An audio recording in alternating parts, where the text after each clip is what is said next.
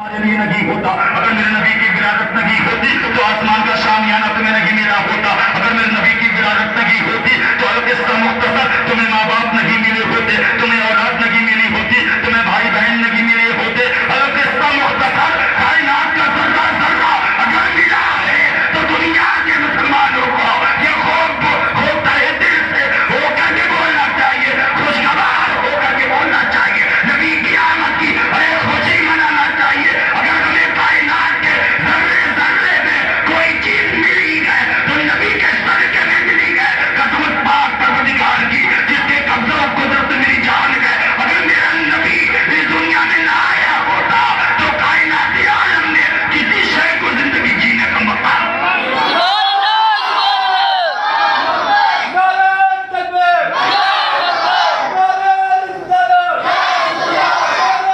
کہ دلی کا لال قلعہ خوبصورت ہے جب دنیا کے قلمکار نے اپنا قلم اٹھایا ہے تو اس نے لکھا ہے کہ دلی کا قطب مینار خوبصورت ہے جب اس دنیا کے قلمکار نے اپنا قلم اٹھایا ہے تو اس نے یہ لکھا ہے کہ آگرہ کا تاج محل خوبصورت ہے جب دنیا کے قلمکار نے اپنا قلم اٹھایا ہے تو کسی نے جونپور کے قلعے کو خوبصورت بتایا ہے جب دنیا کے قلمکار نے اپنا قلم اٹھایا ہے تو دنیا دار کی بات کی ہے لیکن قسم خدا کی جب دنیا دار کے عاشق نے نہیں بلکہ مدینے کے عاشق نے جب قلم اٹھایا ہے تو اپنا قلم اٹھا کر کے ایک لگا ہے جب اس نے اپنا قلم اٹھایا ہے تو اس ہندوستان کی سرزمین پر اپنا قلم اٹھا رکھا ہے اس ہندوستان کی سرزمین پر ایک جگہ پڑتی ہے جس کو لوگ دنیا کے نام پر شہر بریلی کے نام سے یاد کرتے ہیں وہ شہر بریلی کی سرزمین پر ایک محلہ سوداگران ہے اس میں ایک عاشق رسول بیٹھا ہوا ہے ٹوٹی ہوئی چٹائی پر بیٹھا ہوا ہے جس نے حکومتوں کی پرواہ نہیں کی ہے جس نے دلالتوں کی پرواہ نہیں کی ہے اگر پرواہ کی ہے تو مدینے کے تاجدار کی بات کی پرواہ کی ہے اگر پرواہ کی ہے تو نبی کے نام اس کی پرواہ کی ہے جس زمانے میں لوگوں نے یہ لکھا تھا کہ محفل میلاد منانا شرک ہے محفل میلاد منانا بدعت ہے محفل میلاد منانا شرک ہے جس زمانے میں لوگوں نے ان نام یاد ترقی یافتہ دشمنان اسلام نے اپنا قدم اٹھا کر کے یہ لکھا تھا کہ کھڑے ہو کر ذات اسلام کو لانا جائز ہے اور ساتھ میں اس وقت نے ایک عاشق رسول بریلی کی سرزمین سے کھڑا ہوا جس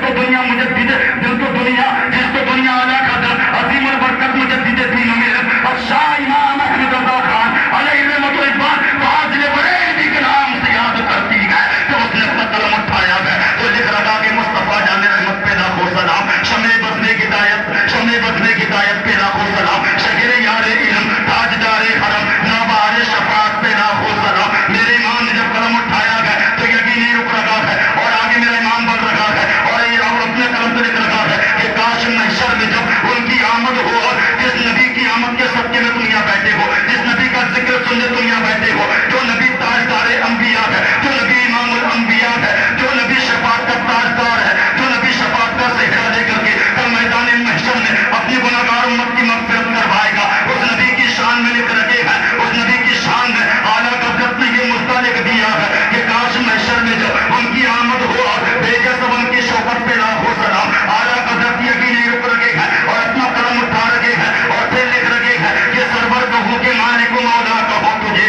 سرور کہوں کہ مالک و مولا کہوں تجھے باغ خلیل کا گل زیبا کہوں تجھے لیکن رضا نے ختم سخن اس پہ کر دیا خالق کا بلہ خلق کا آقا کہوں تجھے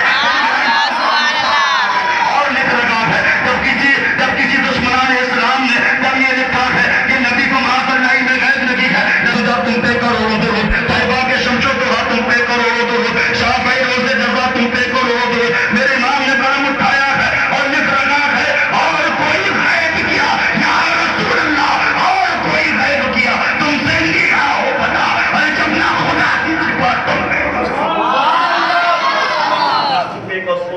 اپنے عادی اکرم کے شان لکھ رکھا ہے جب انہی آدھا حضرت عظیم البرکت مجدد دین و ملت سے کسی نے پوچھا تھا اے امام احمد رضا ذرا یہ تو بتاؤ کہ حاجی اکرم کی بارگاہ میں رات کو دن اور دن کو رات کرتے تو ہو ذرا یہ تو بتاؤ تمہارے حاجی اکرم کی شان کیا ہے تمہارے حاجی اکرم کا مرتبہ کیا ہے تو یہی اعلیٰ حضرت مجدد دین و ملت مچل جاتے ہیں نبی کے نام پر اور مچل کر کے اپنا قلم اٹھاتے ہیں اور قلم اٹھا کر کے نبی کی تعریف کو بیان کرتے ہیں اور لوگ لکھ رکھے ہیں وہ لوگوں تم نے دنیا کے پردے پر بہت سی شمع دیکھی ہوں گی لیکن ہر شمع میں تم نے دھواں دیکھا ہوگا دنیا کے پردے پر بہت سے گلاب دیکھے ہوں گے لیکن ہر گلاب میں تمہیں دیکھنے کو کانٹا ملے گا لیکن اگر بغیر دھوئے کی کوئی شمع دیکھنا چاہے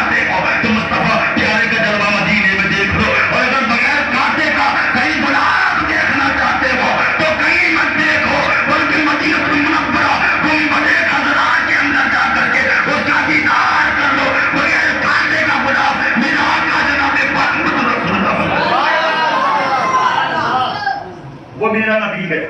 ہر پھول کے اندر کانٹا ہوتا ہو لیکن بغیر کانٹے کا کوئی پھول ہے تو وہ آمنہ کا لال ہے.